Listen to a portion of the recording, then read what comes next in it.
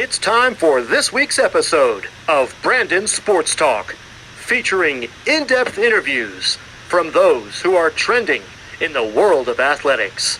And now, here's the host of Brandon Sports Talk, Brandon Pate.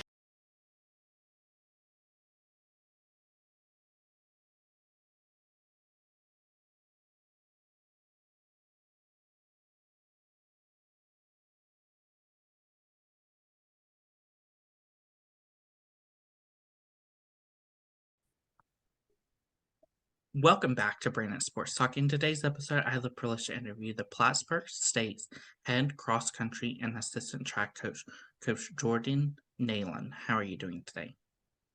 Good. How about you? I'm doing good. Can you talk about how you knew that you wanted to get started in coaching in college track and field? I actually didn't. I went to school at Cortland to maybe be a physical therapist. I didn't really know what I wanted to do. I know I love to run and I really liked exercise science. That was the major that I was in. I graduated and ended up working in running shoe stores. So still around that, exercise, around people that were running, and was asked to come back and coach and get my master's. And that's when it kind of started. Like, oh, I think I'm pretty good at this and this is really fun. And after I graduated with my master's, I just stayed. So I never left. And then now I'm here. So it wasn't really planned. It was definitely more so like a growth into it. Of course, what was your experience like getting to compete at SUNY Cortland?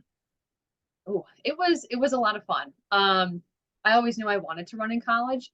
And you get a lot of fun experiences. We were traveling all over the place. We get to go down to Pennsylvania to Bucknell, which is a really big, outdoor track race. We went to Paul Short, which is one of the biggest invites, and you have D2, D3, D1 programs running around at that meet. You get to travel a lot. You're around teammates, and the coaches are really great. So it was, just really fun, run fast. And beating D1 talent was always fun. I don't know. Of course, as an athlete, what was that like getting to represent Cortland and getting to put on that track uniform? Ooh. It was definitely not like thinking back, it was definitely an honor. I think in the moment, it was just really, really cool. I didn't truly understand how much of a privilege it was to be on a collegiate team, and we were a really good team when I was running there. We made I made outdoor nationals and indoor nationals, and we made cross country nationals as a team when I was a sophomore. So it was definitely like it's a huge privilege to be able to not only represent a college, inside and outside of practice, but also being able to represent at a national level where you're going to meets across the state and across the nation and stuff. It's definitely a privilege looking back, and I always wish I can go back and outlive those 4 years again. Of course, what were some of your collegiate accomplishments on the track side? The track side. So I was an All-American in the mile, and I qualified for indoor nationals once and outdoor nationals once. I'm pretty sure. I can't remember. I think once, both in the mile and the 15, and then cross country. I qualified 3 times. But I'm also an all-decade, SUNYAC all-decade runner. Because of my accomplishments on the SUNYAC and the conference, within the conference. I'm a SUNYAC conference champ in the mile as well. I can't remember what else. I've done a bunch. I've been an all-region runner. I can't remember. There's a lot, but the biggest ones, I'm an All-American. That's the only one, I guess, that matters. Of course, what is that feeling like getting to know that you're a part of that all-decade team? Ooh.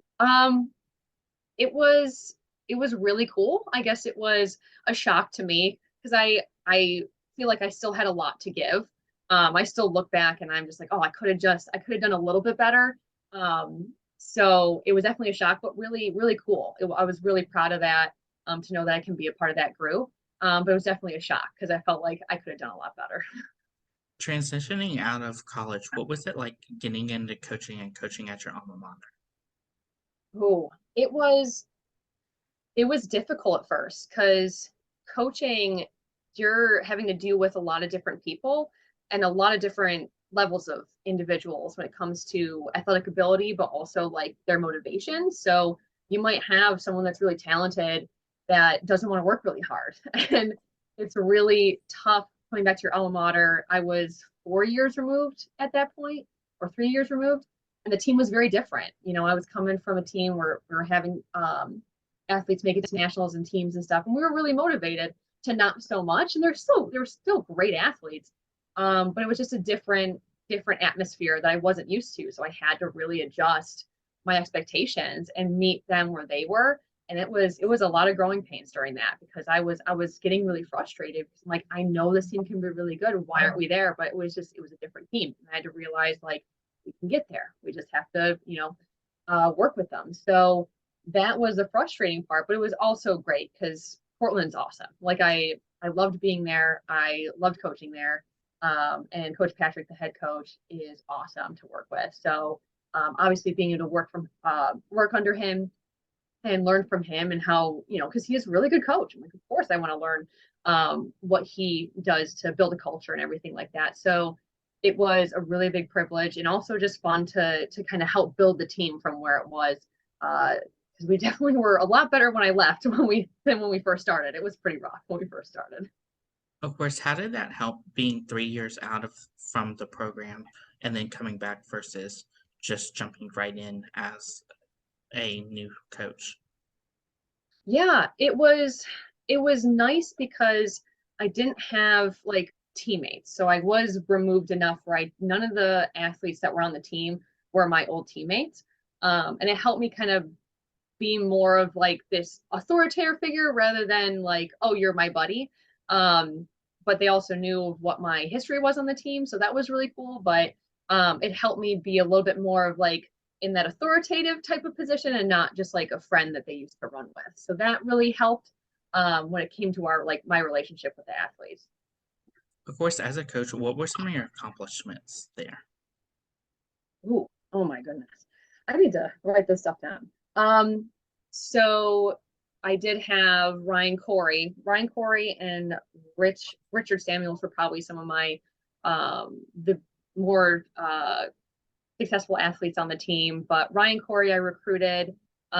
He came in when COVID hit, so he was a freshman in 2020, and it was rough. It was really rough, and he actually was a very good athlete in high school.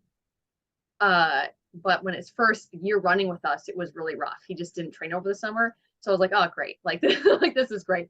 But he came back, and he ended up being an all region, not just an all region runner. He won regionals in cross country.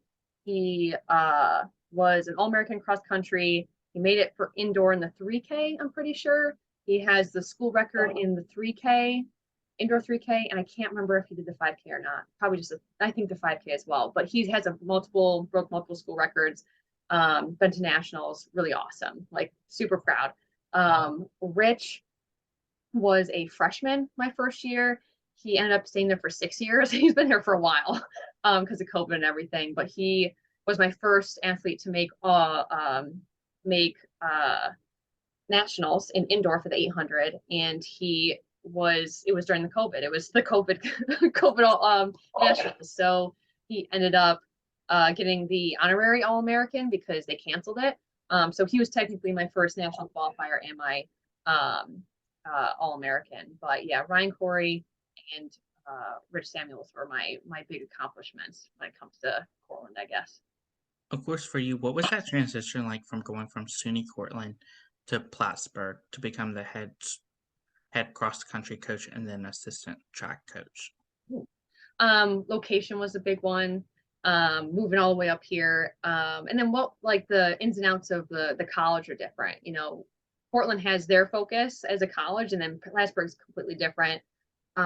Where, trying to figure out where we're doing workouts, how we're doing them, my own schedule, who I'm working with, because I've been working with Patrick, who I've been coached under. I believe in his philosophies and stuff like that, and everything about what they do. And now I'm working with completely different people who've been at Plattsburgh for the majority of their career. So that was definitely a transition. Our AD, Mike Howard, used to be the St. Lawrence coach, and the track coach, and he's amazing to work with. So that was really cool to actually be able to work with an AD who understands track and cross country. So that's actually been a really good, like a positive transition. And then like, making my own schedule, figuring out what type of program I want to build, and where I want to go with it and how I'm going to do that. Because Patrick would lead me. He's like, this is what we want to do and this is where we want to go. And now I'm like, okay, what do I want to do and where do I want to go and how am I going to do that? So that was also a big one where I'm making those decisions rather than just being kind of more talking it out. I can actually make those decisions and figure it out myself. So it's been fun. What was that feeling like the first time you got announced to become the head cross country coach? Oh, it was awesome. I don't know. It was terrifying. It was really scary because for a while I was like, I'll just stay at Cortland forever. I'll be an assistant forever. Don't care. I'll just be here because I like being that safe, comfortable spot. And then ended up being asked to do an interview. Came up here and visited and got accepted the job. And I immediately was like, yeah, I need to take this. Like this is absolutely perfect. And it was just really exciting. It's something where just seeing the growth from where I started, where I didn't know I even wanted to do this or where I was going with life, to being like, oh yeah, I'm actually really good at this, and this is really fulfilling life, like fulfilling career and lifestyle, and this is really fun. And I feel like I'm actually doing something, which is cool. Like I feel like I don't know, just I'm a little bit more accomplished than I thought I would be. It's very very fun, very cool. I was very excited.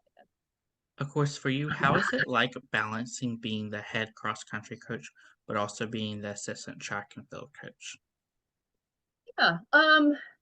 It's actually not too bad. So it's nice being the assistant for track because I don't have to figure out travel stuff. So I can just sit back and just worry about training.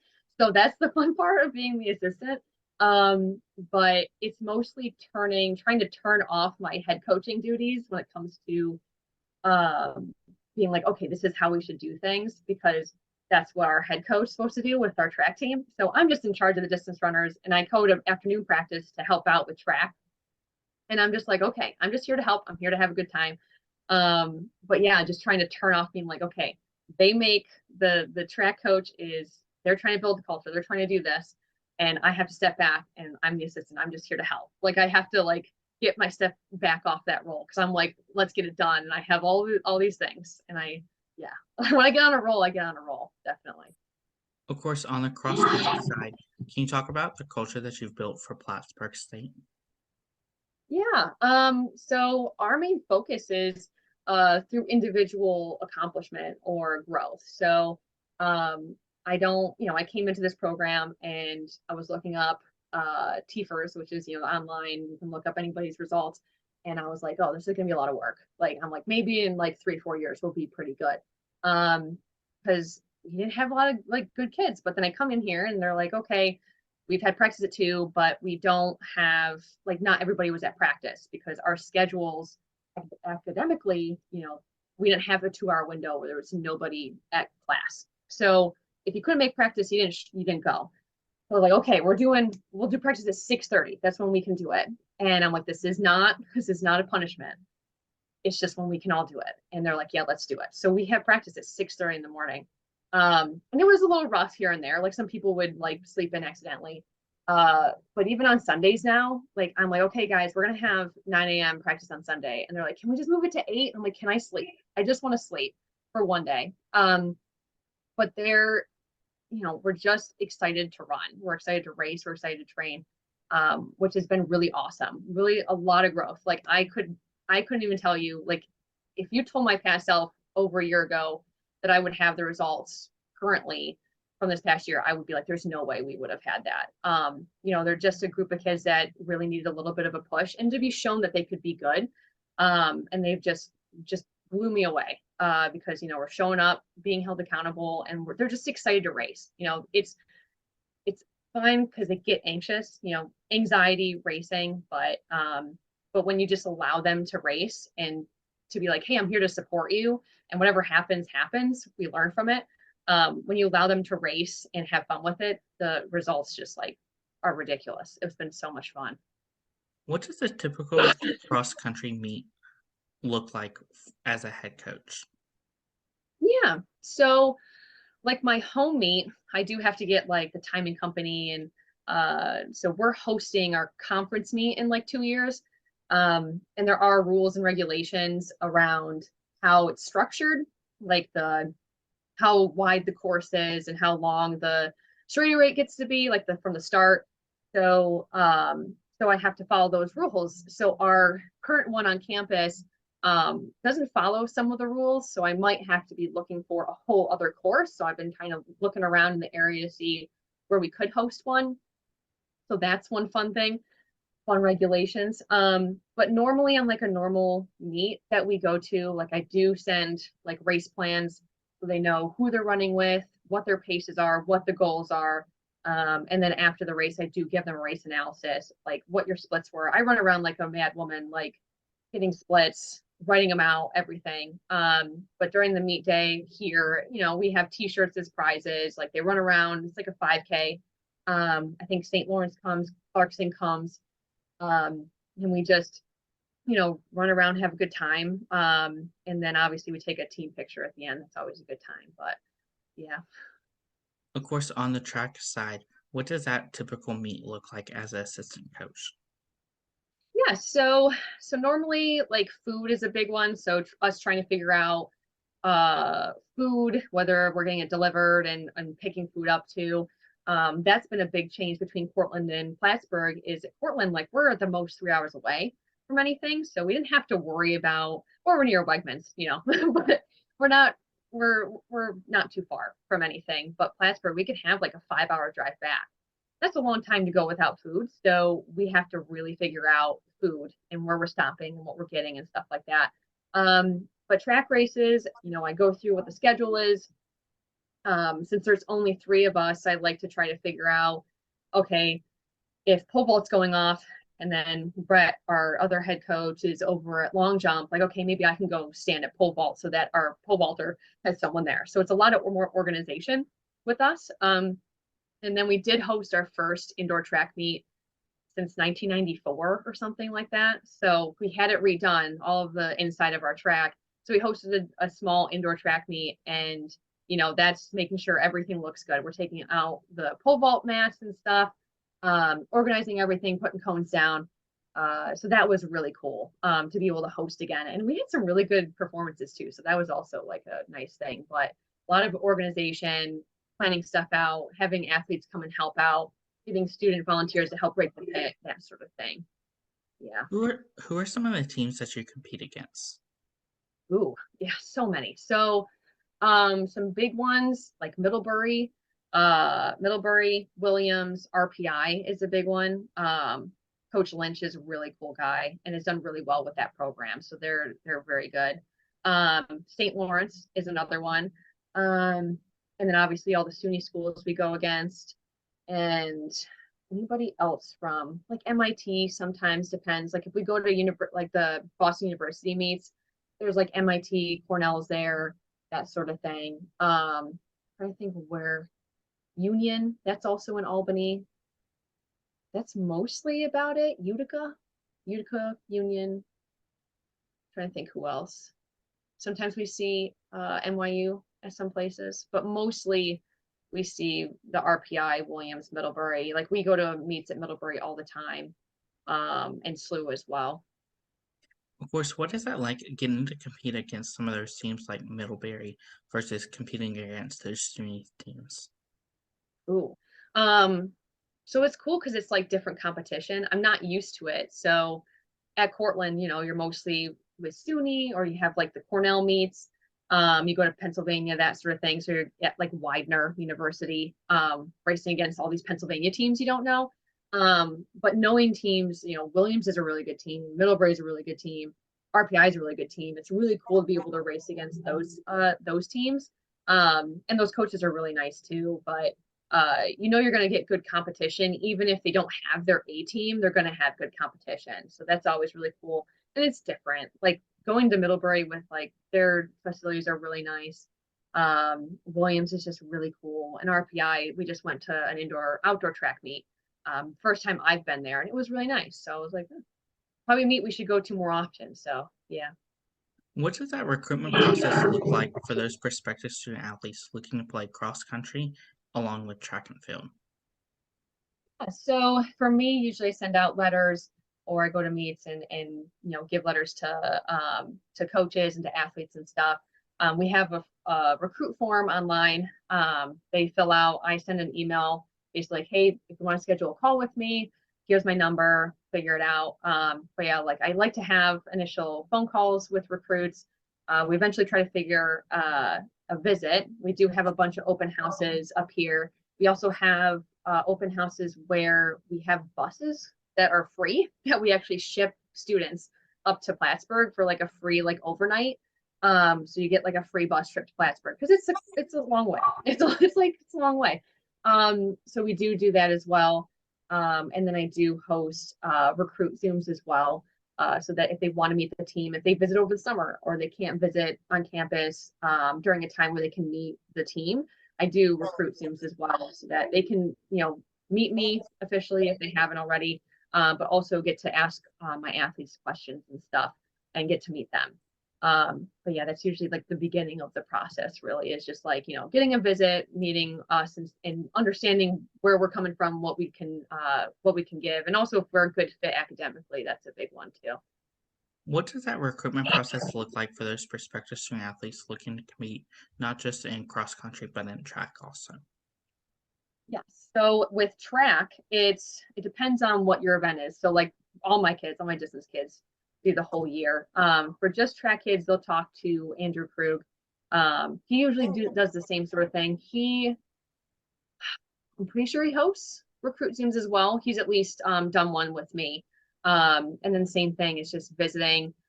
He has either a Zoom call or a regular phone call with recruits as well. We do recruit visits. Ours are only day visits for cross country and track, but you get to have lunch with the athletes. You get to go on an admissions tour, meet with an admissions counselor. Same sort of thing as like meeting the team and seeing if we're a good fit. What is it like, obviously, having those prospective student athletes see the facility of not just the cross country course, but the track and field? Yeah. Oh yeah, it's great because we have the new, our indoor track is awesome. So it's really fun to, they on the admissions tour, they're not shown the field house because we're split with the high school right in the middle on campus. So it's really nice to like, oh, we're meeting them there, we walk them in, and then we show them the ice hockey rink, which is really nice. But then they get to see the brand new indoor track, which has been really awesome because it's like, hey, this is where they're going to train. This is where we have indoor meet. So like if you want your parents to come see you, like some of our seniors got to have it. So they've been here, 4 years and they got to have their final like season, have at least one meet at home, which is really cool. But yeah, it's just really cool that we have like things to offer, but also like exciting things that are happening. I know we're also trying to do our outdoor track that's right outside our indoor track. So getting that like resurface is going to help as well. Just fun things happening. Of course, as a head coach, what is it like getting to see those prospective student athletes a freshman year put on that Plattsburgh State uniform for the first time? Yeah. Oh, geez. It's it's like nerve-wracking, but also exciting. Because they're excited. Whenever we have media day, they go nuts. Like they're so excited for media day. They bring all the stops on that. And then, they're nervous for their first cross-country race. And their first cross-country race is the home meet. And it doesn't matter. Like it doesn't matter. So it's fun to see like how they handle the stress and also the start of what our relationship is when it comes to meet days. And just being like, hey, like this is the expectation. This is what you should expect from me. Like I'm not here, forcing you to do anything. This is a good time and you're with your teammates, you're with your group. So it's really cool to see them kind of like from their first time to let's see how they grow into that. And sometimes they have a bad day and sometimes they have a great day. I think one of my freshmen, she finished and it was really bad. And she's like, I don't deserve to be on this team. And I was like, no, I think you do. Like you're fine. And then she absolutely killed it in indoor. Like literally her first cross country meet, she told me she didn't deserve to be on the team. And I was like, no, you're good. But she ran like like ridiculous during indoor and outdoor. So like she made outdoor suniacs. I'm just like, come on. So yeah, like it's an experience. Of course, what is that like as a head coach, getting to see those seniors representing and putting on that uniform for the last time? It was, I had one. I didn't graduate any men this year, but I had Aislinn, and it's like bittersweet because it feels like she should still be here next year. I had this weird like, oh, she's still here, like she hasn't left yet. But it's like you just wish you had more time. I think that's the thing. Like you kind of go back in time for me at least, be like, okay, how could I have done this differently? Maybe we could have tried this or done this. But it's cool that like from when they first started to where they got like their accomplishments and what they've worked through. It's just really cool to look back on. What is that like, obviously, seeing those females cross country and track athletes getting to compete against the male cross country and track athletes at the same time? Ooh. It's cool because they all like support each other. And they all have run really, really well. And they have a really good support system at least on the distance side and even on the track side. Like we had the track guys cheering for the track ladies and we're all screaming around. No matter what it is, everybody's screaming. But it's cool because, even at practice, like everybody practices at the same time. Like my men and women practice at the same time, track men and women practice at the same time. So they're interacting with each other and they're cheering for each other and supporting each other through all that. And then we did have Ellen Turkle, who just got inducted last year into our Hall of Fame. And she was actually the first woman on the Plattsburgh track team or cross country team. And yeah, I think the men's coach was telling the guys, like, don't get beaten by her. She would, every time she raced, she's like, oh yeah, I beat guys all the time when I raced. But yeah, it was really cool meeting her. Yeah, she was the first female to run on the cross country team here. So that was cool to have my women get to meet her too. So it's just really cool. Everybody's very supportive and it's a nice little environment we got up here. What are some of your future plans as the head cross country coach? Just build, like keep building. I definitely want to have a competitive team, an exciting team. I am really competitive, but I've always loved racing. So I love being competitive, love racing and getting better. And I just want to keep growing that because I think historically this team has been really good. I think we've had a women's team finish second nationally in cross country. I'm just like, okay, if we can do that, 2017, 16 or 17, probably a little bit before. I can't remember the year specifically, but we can do that again. Like we get really good students, we get really good athletes, and like let's do it. Like that, the sky's the limit. Like I just want to be competitive and have a really good time with it. What advice would you give those freshmen entering their first year of collegiate cross country and track? Just to understand that it's a commitment, but I don't think it's anything more than what they're used to. It's going to be more work because high school can be a little bit discombobulated depending on where you go. Like my high school track and cross country team was pretty, regimented. Like you showed up and, we really worked hard and we did a really good job. So it's nothing different for me. We have more extra time in college. You don't have class straight through and then you have practice and then you have to do homework. You might have 2 or 3 classes and then you have practice and then you do some other stuff. It's really just, taking care of yourself. You're eating enough, you're sleeping, and realizing it's just most of the stress and the anxiety usually comes from yourself, unless you go to a program where they're very stressful. And the coach can be like that, but most of the time it's something that they can handle. Like it's going to be different, but it's not something that's going to be, not attainable or you're not going to be able to do it. Yeah.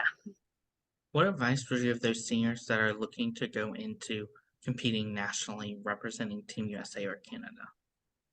Oh, a lot of a lot of consistency, and it's going to be, it's going to take time. Like obviously there's a level that there's talent, talent really helps, but it's just being consistent, and you have to see, okay, what works for me? How can, like, are you taking care of yourself? Are you eating? Are you sleeping? Are you doing the extra little things to help out with recovery? And sometimes it's easier to have a coach, like either you're coaching, your coach from college or finding another coach to help. That can also help. I know I just coach myself. I'm not doing anything competitively, so it doesn't matter. But if you want to be competitive, it's pretty hard to be your own coach because you can kind of like, you don't have to do it today, but getting the right coach for you, having the right goals, like setting these things up and just being like, hey, if this is what you're gonna do, you're gonna have to do it. It's gonna be tough, but it's doable if you're at that level, definitely. What advice would you give those track and cross country players looking to go into college coaching like you have? Yeah. So it's not gonna pay well, but it's really just making sure that you're like, okay, you're gonna be being mentored by a coach, whether that be your college coach. That was mine. I was lucky enough that he reached out to me. But that's like asking questions, being like, hey, can I be a volunteer coach? Or even high school, like you can start in high school as well. I'm pretty sure JD from Brockport, he's the cross country coach there. He was a high school coach, I'm pretty sure. So you can start as a high school coach. You can volunteer, you can work as an assistant, you can get get to high head coach, and then work your way into college as well. But if you're already a collegiate, athlete, the first person is probably just asking your coach, being like, hey, this is what I'm interested in. I would like asking their advice. And then even probably working with them as well. Like the more you build relationships with your coach, other coaches, that sort of thing, the better it's gonna work out. Definitely, it's a little bit of who you know, and making sure that you're being professional and learning a lot of learning. What advice would you give those coaches that are looking to coach just on the cross country side? Ooh. I guess not too much. It's kind of like the same thing. It's definitely about the same thing. I know there's a small group of coaches on the collegiate level at least who just coach cross country, and that's usually because they don't have track like New Paltz only has a cross country team. Um, so yeah, it depends on what you want to do. It's for me, like I like being busy all year long, obviously, but if it's just cross country, it's the same sort of thing, making sure, hey, getting in with the right people, what type of training that you're going to be doing. It's going to be different than track too, like terrain, everything. So not just solely focusing on track stuff, but more cross country stuff. But yeah, it's basically the same, just making sure you're connecting with the right people and that sort of thing. What advice would you give those people looking to coach at their alma mater like you have? Ooh, connect with coaches, like connect with your coach. Again, I was lucky. I was very lucky to have Patrick be like, oh yeah, like I think Jordyn will be good. So asked me to come back. And I know there's been a lot of those coaches. I think the majority or some coaches there did go to Cortland. Our soccer coach here, our women's soccer coach here, actually did her master's at Cortland and was coaching there as well during it. So a lot of it's just connections. Like, okay, I want to help do this. So I want to be here and help coach. Or it's like, oh, hey, do you know somebody that might have a good position? So it's really just that. And you have to also know how to connect with people and to work with a lot of different types of people, making sure you're not saying any bad things or things that can be taken two different ways. But yeah, it's a lot of interpersonal relationships. It's a lot of training and making sure, okay, how can I bring this group together to make them to be the best that they can be? But yeah, connections, definitely. What advice would you give those head coaches looking to build their own program and legacy? Yeah. I guess figure out your training philosophy and your coaching philosophy. That's a big one. You don't have to stick to one like I want to stick to the Jack Daniels plan. Like you don't have to do that. I think Coach Patrick's mostly on Jack Daniels plan, which is totally fine. It's a great plan. I'm kind of like a little bit of that and a lot of other things. And it's like, hey, whatever that I think that we need to be successful. But yeah, it's what's your coaching philosophy? how do you come across the athletes? What type of athlete do you want to build? What do you want to focus on? Do you want to focus on team building? Do you want to focus on, scores, or like the main scores and getting them better? Or you focus on everybody getting better? Are you going to give them a lot of guidance, or are you going to give them not so much guidance? So yeah, it's like kind of coming across what type of coach you want to be. And there's plenty of like videos, there's plenty of articles about like other coaches talking about what they do and how they run things. But a lot of it's just, support. Like, I know as an athlete, I loved getting supported and being excited about racing fast and stuff, and racing for a purpose, and being a part of something bigger, than you are. Like, you have a really good group of kids, like you want to go run fast. And it's just a really fun time. So it's really just figuring out what you kind of want to be, and where you want to go. And then there's things that pop up along the way that can kind of like little hiccups, and it's just, you'll figure it out. Like, you'll always can talk to your AD about situations. Like, obviously if something comes up, go to your AD, be like, hey, how should I deal with this? Like, communication's a big one too. Because they also, especially my AD, he's very helpful with that sort of thing, because he's led a track and cross country team. So if I need advice on something, like, he's like, oh yeah, this is what I did, and I'm supportive of whatever you want to do with that. So and other coaches, if you know other coaches that are in your field, like, ask them. There's plenty of times where I've texted Patrick and like, hey, what about this? Like, I'm like, we're all asking each other what they've done with different things. So it's all free information. I don't think anybody's withholding anything. We all just want to make sure everybody's successful, and they're, especially athletes, that are happy, healthy, and successful. That's great advice. Where can my listeners find you at on social media, along with the Plattsburgh State's women cross country and track program at? Yeah, I believe we are Cardinals for Instagram and Twitter. I don't run the Twitter, I run the Instagram. Instagram's Cardinals _XCTF, and you search Jordyn Alexandra, and that's my Instagram. I post mostly about my hikes. It's usually hiking and the team.